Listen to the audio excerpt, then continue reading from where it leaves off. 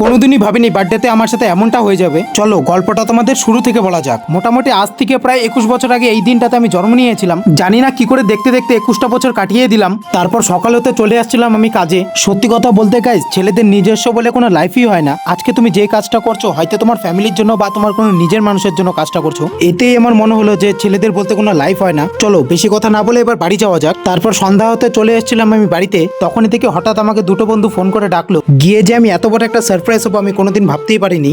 গিয়ে দেখি একটা বার্থডের জন্য যা যা লাগে সব নিয়ে চলে এসেছে আমার বন্ধুরা। আমার সব বন্ধুকে মন থেকে থ্যাংক ইউ জানাই আমার বার্থডেতে এত কিছু করার জন্য।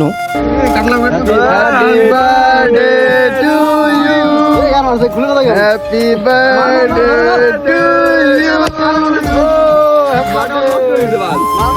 Happy birthday to you. Akash. তারপর এক এক করে আমার সমস্ত বন্ধুকে কেক খাইয়ে দিলাম। তোদের জন্য আরেকবার থ্যাংক ইউ রে ভাই, আমার জন্য এত কিছু করার জন্য। অল্প পুরা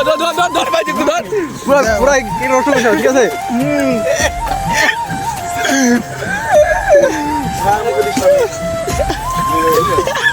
টুপি টুপি আছে তো অল্প অল্প